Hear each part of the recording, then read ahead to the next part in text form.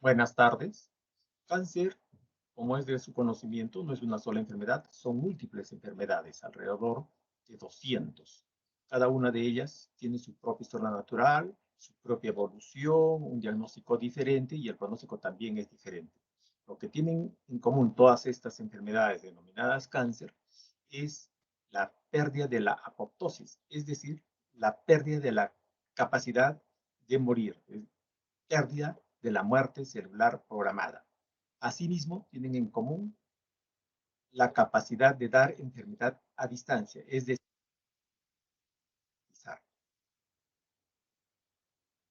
para saber qué es el cáncer, muchas veces tenemos diferencias en poder definirlas, porque el cáncer no es una enfermedad que se produzca por una sola causa, son múltiples causas y el diagnóstico también es diferente en cada una de ellas.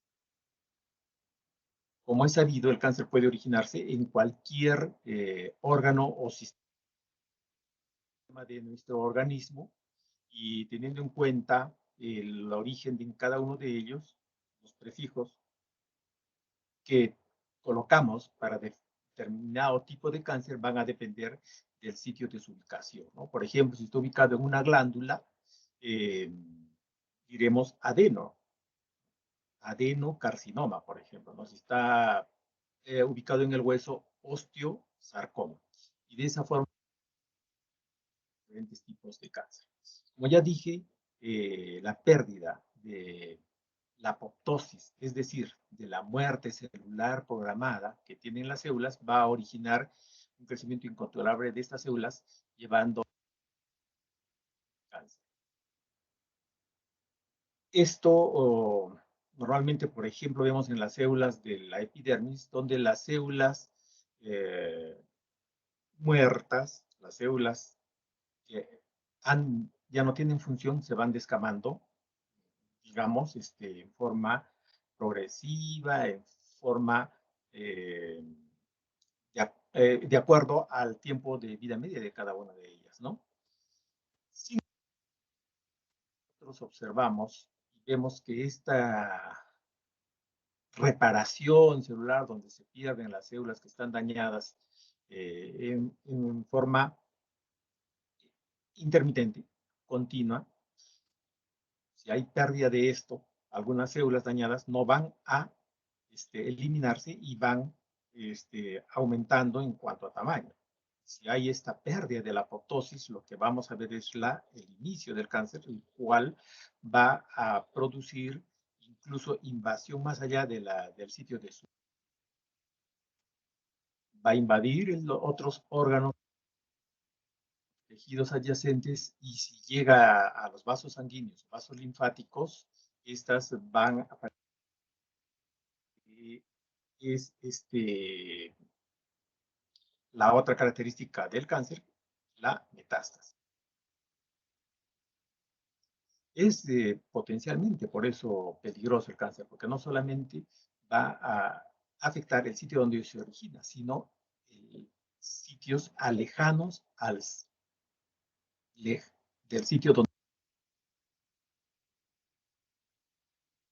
Entonces, de un crecimiento normal de las células, aquellas en las cuales todas crecen en forma simétrica, es células que están ordenadas y aumentan de tamaño, se llama hiperplasia. Sin embargo, si estas células ya comienzan a tener alteración en su morfología, se pasa a lo que,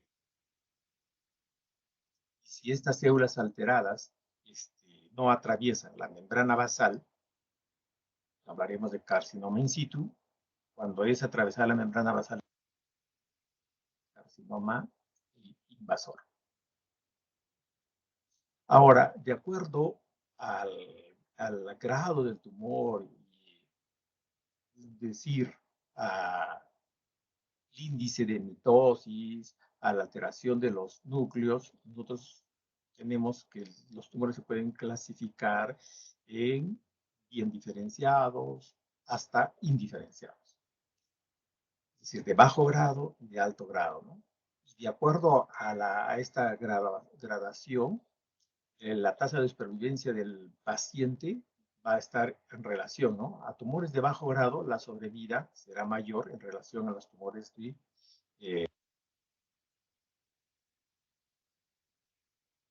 para detectar el cáncer del cuello uterino, por ejemplo, nosotros tenemos una serie de métodos y el método de prevención más utilizado hasta la actualidad es el Papa Nicolau, que es un método de detección. O sea, el Papa Nicolau nos permite detectar anormalidades. En cuanto al colon, por ejemplo, tenemos otros métodos de detección, como es el TB, ¿no? Es decir, sangre oculta en heces, que nos permite determinar si la sangre microscópica puede llevarnos a sospechar que hay algo dentro del colon que está sangrando. Cuando ya nosotros hemos logrado determinar la presencia de alguna lesión expansiva, una lesión tumoral, iremos al siguiente paso que nos va a llevar al diagnóstico, es la biopsia. Entonces, los métodos de despistaje o de prevención nos hacen sospechar de la lesión, pero el diagnóstico definitivo se lleva a través de la biopsia. Entonces, desde que las células normales tienen diferenciación citológica e histológica, podemos llegar a un diagnóstico histopatológico. Ahora, ¿cuál es la causa del cáncer? Como dije inicialmente, el cáncer tiene múltiples causas. Pueden ser eh, multifactoriales. Eso significa que podemos tener, como aquí tenemos explicado, algunos elementos que pueden causar cáncer, la radiación, sustancias químicas, virus o bacterias. De acuerdo a la región geográfica donde se encuentra el paciente, también podremos tener en consideración que los estudios basados de población nos van a determinar cuáles son las áreas de más incidencia, porque los cánceres están distribuidos a nivel mundial de acuerdo a las áreas geográficas y de acuerdo a las costumbres, ¿no? Por ejemplo, en Japón, la primera causa de cáncer es cáncer de estómago, porque ellos comen bastantes alimentos ahumados, salados, que van a producir y van a llevar a la aparición de esta enfermedad. En Estados Unidos, el cáncer de colon, por el tipo de alimentación en base a comidas grasas, sobre todo, y bajas en fibra. Y en países en vías de desarrollo como el nuestro, por la promiscuidad sexual, etcétera, cáncer en primeros lugares. Sin embargo, no solamente son estos factores, también podemos tener factores asociados, ¿no? Que pueden llevarnos al cáncer, como por ejemplo el factor genético o la herencia. Esta causa representa menos del 10% de los factores etiológicos de cáncer. Es decir, que la gran cáncer se origina por factores prevenibles, es decir, que podemos evitar, ¿no? Por ejemplo, el tabaco, sabemos que está asociado sobre todo con cáncer de pulmón, pero también puede afectar otros órganos como el riñón, la vejiga, incluso aumenta hasta 4 veces la posibilidad de cáncer de cuello uterino.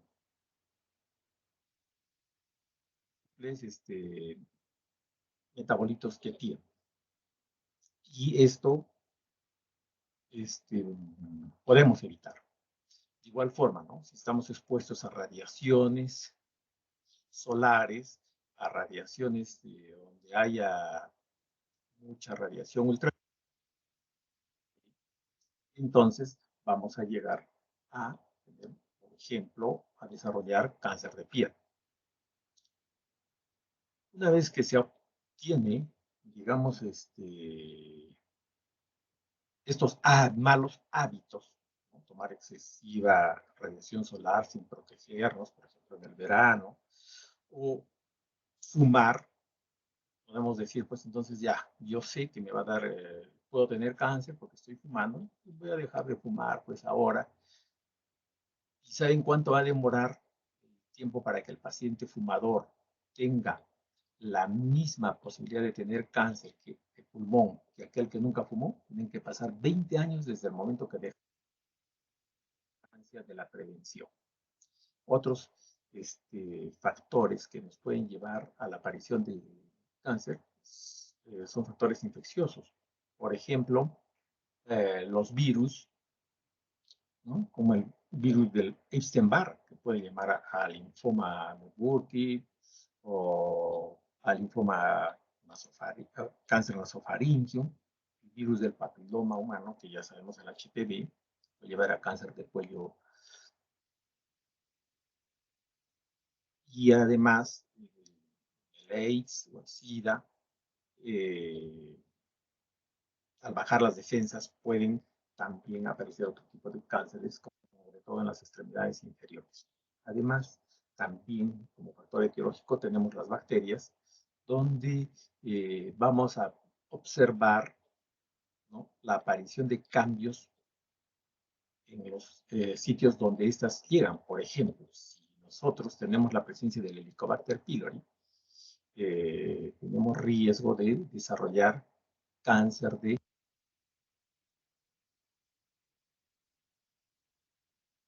Entonces, todas estas factores de riesgo que hemos hablado son factores de riesgo prevenibles. Y como les dije, son la gran mayoría. Pero también hay algunos factores de riesgo que no se pueden evitar. Por ejemplo, tenemos la edad, ¿no? La edad no podemos evitarla y es un factor de riesgo porque a mayor edad, mayor riesgo de tener cáncer. El sexo, de igual forma, ¿no? Hay determinadas enfermedades donde es más frecuente determinados tipos de cáncer. En cuanto a los factores genéticos, son otro, dentro de este grupo menor del 10%, de factores que no pueden evitarse. Así tenemos que los factores genéticos entonces son menos del 10% y los factores hereditarios solamente representan alrededor del 5% de todos los pacientes, lo cual es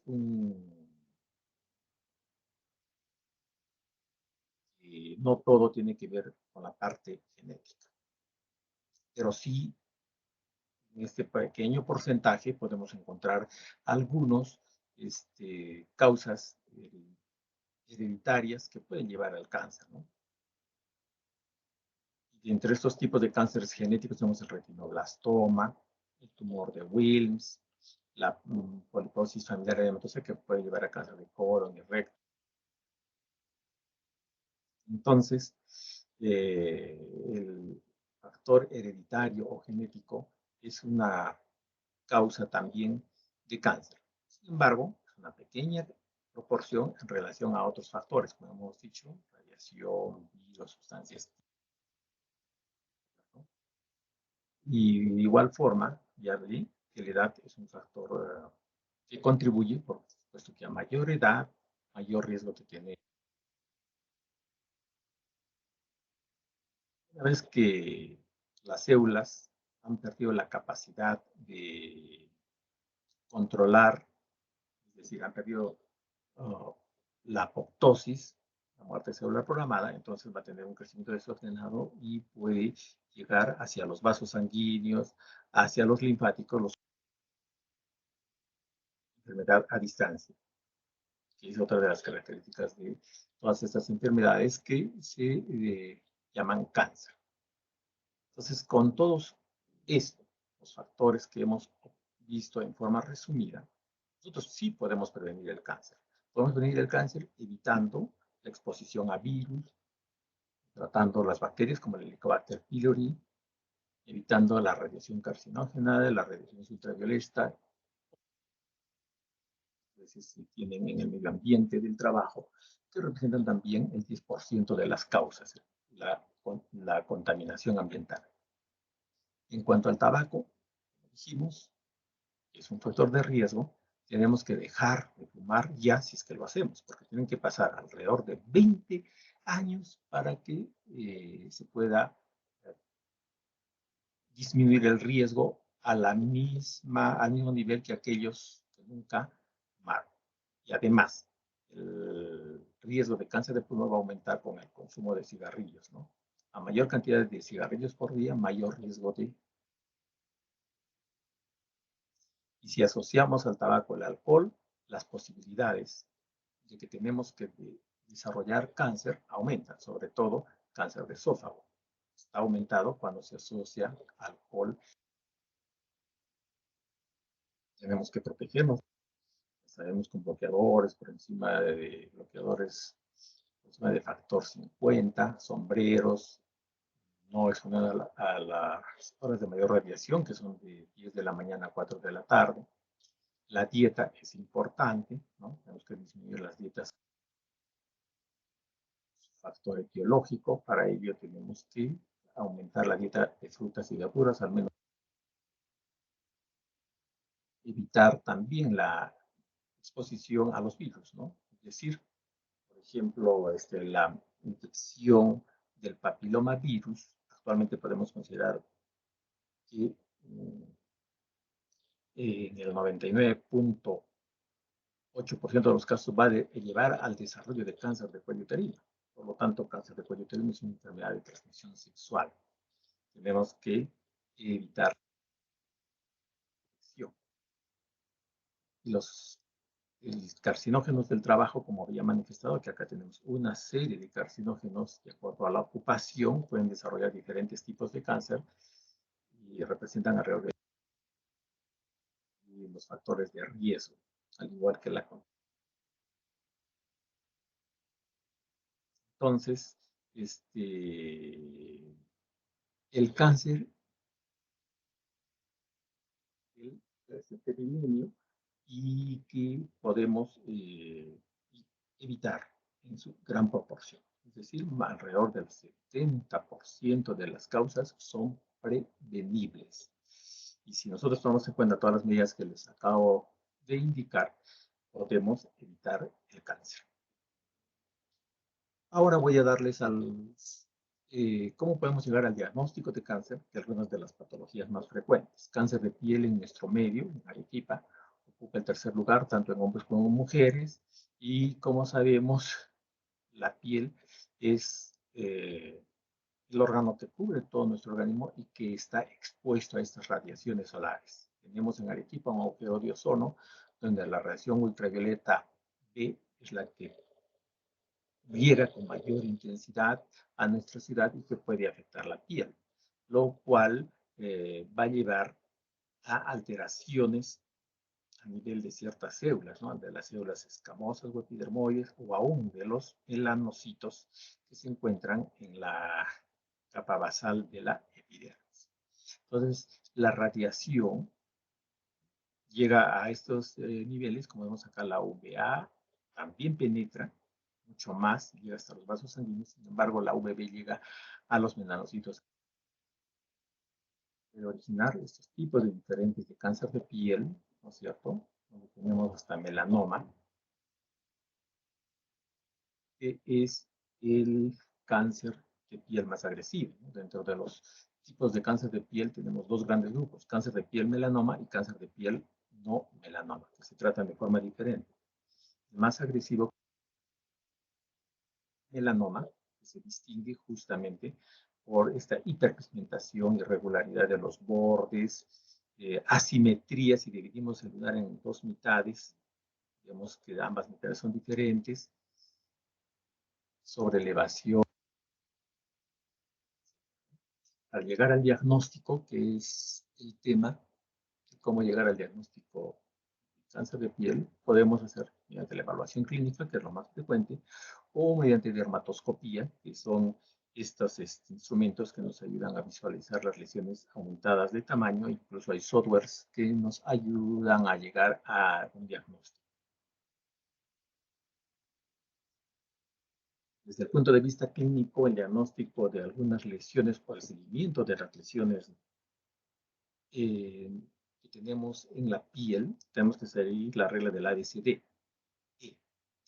¿No? Sabemos que hay asimetría, como dije, la mitad de un lunar, digamos, no es simétrica con la otra mitad, entonces ya llama la atención. Si los bordes son irregulares, la C, si hay variaciones en el color, o se oscurece o se aclara esta lesión dérmica, si aumenta más de medio centímetro los tamaños, es decir, la D de diámetro en los últimos meses también llama la atención, y la E de evolución, es decir, si hay sangrado, se ulcera, no cicatriza. Entonces, todos estos cambios en los nervios lunares nos permiten hacer sospechar de que ya hay cambios que debemos tener en cuenta para evitar que estas lesiones se conviertan en otro cáncer frecuente en nuestra país, en las zonas donde las condiciones de vida no son muy buenas, es decir, en los países en vías de desarrollo como el nuestro, es el cáncer de cuello uterino. En Arequipa, como en Lima, ocupa el segundo lugar, ya que la primera causa de cáncer en estas dos ciudades es mama. Cáncer de cuello uterino tiene factores de riesgo, ¿no? Iniciar la actividad sexual antes de los 17 años, es decir, cuando las relaciones sexuales están más cerca a la menarquia, el riesgo es mayor. El inicio de relaciones sexuales se llama coitarquia, la primera relación sexual. El número de parejas sexuales, ¿no? En las mujeres se va a llamar poliandria, ¿no? Es decir, la promiscuidad sexual también es otro factor de riesgo. Ya dije del el tabaco, aumenta el riesgo de cáncer de cuello uterino hasta 4 veces más. Básicamente son los, ¿no? Entonces, coitarquia acerca a la menarquia, es lo que ya hemos indicado. La promiscuidad sexual, que es la poliandria, el tabaquismo también, y la inmunidad deprimida, ¿no? Lógicamente, como cualquier enfermedad, esto va a llevar a la aparición de lesiones. ¿Cuáles son los métodos de diagnóstico? Despistaje de cáncer de cuello uterino. Tenemos que son tres, ¿no es cierto? Uno es el Papa Nicolau, que es el gold estándar hasta ahora para la prevención de cáncer de cuello uterino. No es un método de diagnóstico, es un método de despistaje. La inspección visual por ácido acético, que es aquella mediante el cual al cuello del útero se le echa vinagre o ácido acético al 5%, y vamos a ver si hay ciertas áreas como esta que se pintan blanquecinas. Tenemos IVA positivo, ¿no? Ese es importante en los sitios donde no podemos contar con citología, es decir, con Papa Nicolau, ya que esta técnica de prevención es cara, ¿no? Necesitamos láminas, necesitamos espátulas, necesitamos fijador, necesitamos técnicos que pinten, que preparen la lámina, tenemos técnicos en patología, es carísimo el tratamiento, la prueba de Papa Nicolau, aunque no pareciera. Entonces, en lugar de eso, podemos usar el vinagre y vamos a hacer el IVA. En zonas alejadas hacemos esto, y si tenemos IVA positivo como esto, tiene que ser referido a un centro de referencia para hacerle su biopsia y tratamiento. Y la detección del papilomavirus humano es la otra prueba de despistaje que es muy importante, que está desde el 2017. Como había manifestado, el 99.8% de los casos de cáncer de cuello uterino se van a iniciar a partir de la infección del HPV. Entonces, esta es una razón por la que el papilomavirus humano se ha tenido que estudiar de qué manera se puede determinar. Y actualmente tenemos la tipificación del HPV, hay varias pruebas. Entonces, De estas tres pruebas de despistaje, la más importante actualmente es, en primer lugar, la detección del PDH. En segundo lugar queda la IVA y en tercer lugar el Papa Nicolau, porque hasta antes del 2017, como dije, el gol estándar en la despistaje de cáncer de cuello uterino era esta prueba, actualmente es esta. Entonces, si nosotros tenemos una prueba de tipificación de PDH negativa, el paciente o la paciente puede ser referida y su siguiente prueba tiene que ser de acá 3 a 5 años. No necesitamos hacer anual, como se hace con estas otras pruebas. Esta es la más exacta. Entonces, si nosotros hacemos esas pruebas de despistaje, nos permiten sospechar que hay lesiones en el cuello del útero, que pueden ser lesiones premalignas o, o lesiones malignas microscópicas, ¿no? ¿Cómo llegamos al diagnóstico? Mediante la biopsia, es lo que les dije al inicio de la conferencia. La biopsia nos va a llevar al diagnóstico de las lesiones malignas. Entonces, la biopsia mediante colposcopía es el diagnóstico de alguna lesión en cuello uterino. No el Papa Nicolau, no el IVA, no es la tipificación del papiloma virus humano lo que nos va a llevar al diagnóstico. Eso es despistaje. Entonces, el diagnóstico de cáncer de cuello uterino se va a llegar mediante la biopsia dirigida por colposcopía. Una vez que hemos llegado al diagnóstico de la aparición, por ejemplo, de una lesión premaligna, se puede tratar mediante crioterapia, mediante el CONOLIP, que es una cita de alambre, que como ven acá va a sacar un pedazo de cuello uterino, una conización, o conización con bisturí.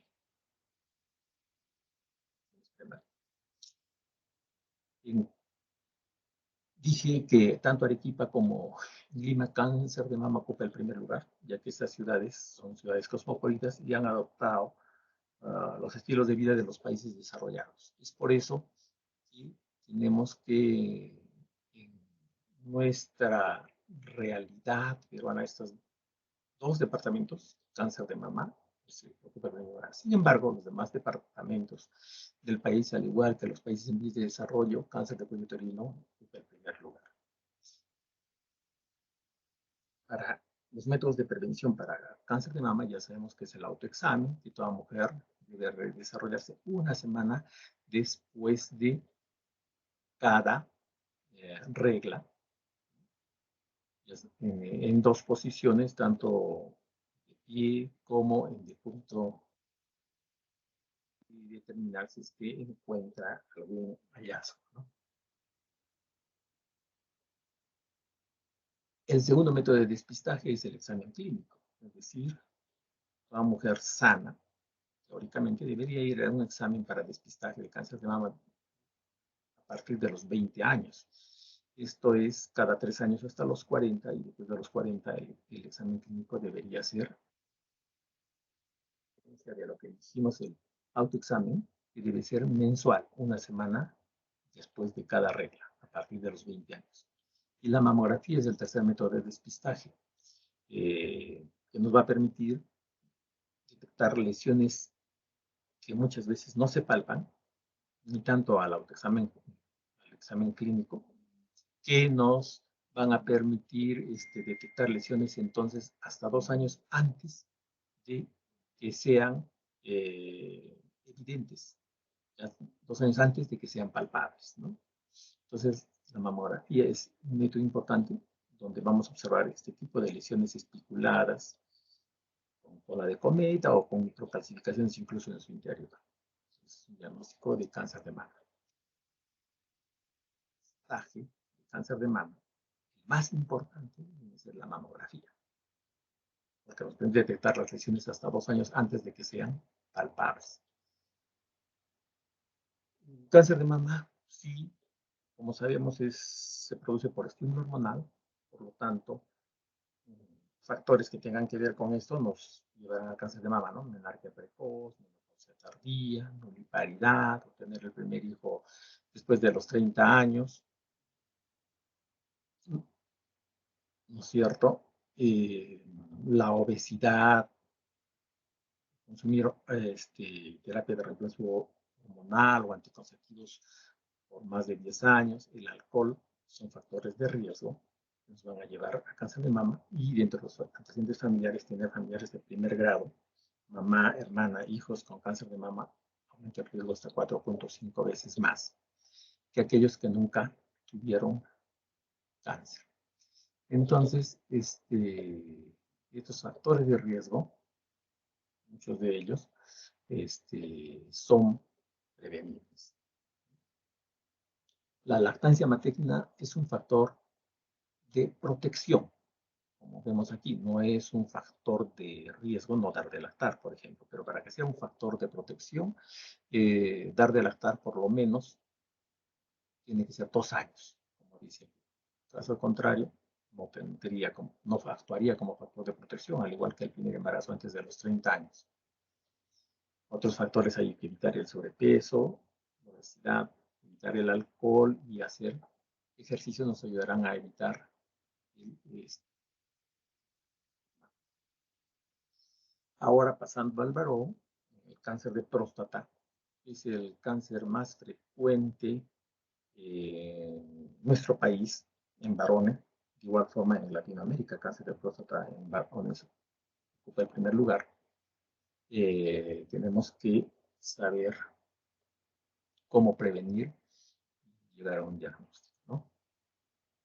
En todo caso, la parte de anatomía, ya ustedes la conocen, donde está ubicado. Sabemos que la uretra prostática pasa por medio de la próstata, y el cáncer se va a originar en la cápsula de la próstata, es decir, por la parte externa, no en la parte central por donde pasa la uretra. Si se desarrollan las células, hay que decir hiperplasia, como hemos visto, crecimiento benigno, ordenado de las células de la próstata en forma centrípeta, es decir, a nivel central, va a haber que obstrucción de la uretra prostática, y por lo tanto va a llevar a una hipertrofia benigna de próstata diferente a que si estas células generalmente crecen en forma centrífuga, es decir, en la cápsula, parte externa, que es la zona donde mayor proporción se va a desarrollar el cáncer de próstata, y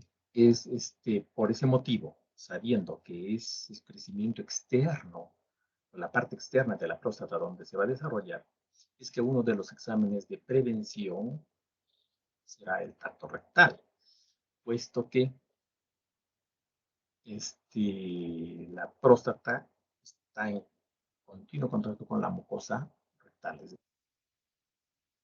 cápsula. Síntomas inespecíficos, generalmente que también tienen que ver con la hipertrofia benigna de próstata. Tenemos disminución del chorro emocional, aumento de la frecuencia, mixturia ordenada, sobre todo en las noches, y puede haber hasta. ¿Cómo vamos a llegar al diagnóstico del cáncer de próstata? Son 3 los métodos importantes, como dije. En primer lugar, el tacto rectal. Nos va a permitir detectar lesiones en la próstata, en sus lóbulos o en la parte central. Mediante este tacto vamos a ver cómo está la superficie de la próstata, si es que hay nódulos, es regular, irregular, los bordes de la próstata están bien definidos o son aplanados o difusos o imperceptibles. Es una serie de cambios en la próstata. Esto, asociado a la ecografía transrectal de próstata, nos va a permitir también encontrar estos hallazgos en forma más precisa. Y el tercer método que nos permite llegar a un diagnóstico es el antígeno prostático específico. Normalmente cuando somos jóvenes, el antígeno prostático específico generalmente menos de 4 nanogramos por mililitro. Como mnemotecnia, podemos decir que entre 4 y 10 nanogramos, si encontramos esta elevación, se debe a una hipertrofia benigna de próstata. Pero si es más de 10, ya tenemos que sospechar que hay un cáncer de próstata.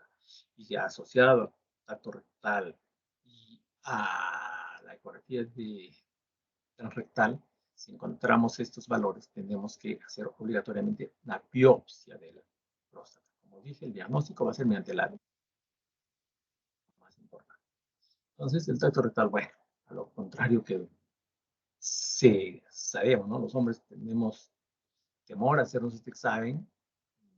No es doloroso, dice, no es barata. ¿Por qué? Porque, ¿no? Bueno, solamente es el dedo del examinador, ¿no?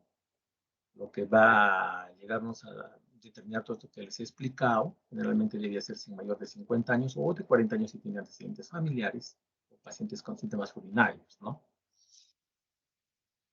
Esto ocurre acá. Acá tenemos su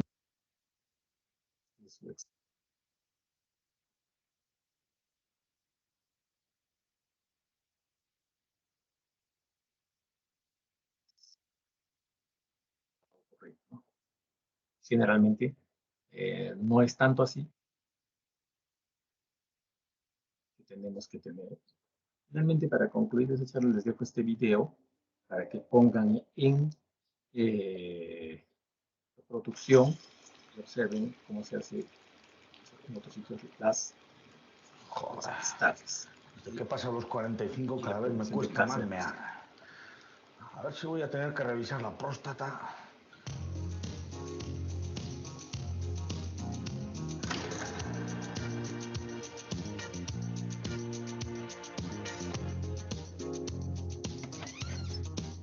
Cuando vas al baño y no puedes mear, tienes una edad, no eres un chaval. Prepárate, va a suceder, el dedo te van a meter. Atrózala, te vas a callar, si no la ve un profesional. Es pura rutina, guantes y vaselina, es un tacto rectal, tacto rectal. Que no sé aquí de chaya, te lo dan fecha, no te vas a escapar. El tacto rectal, tacto rectal, tacto rectal, tacto rectal.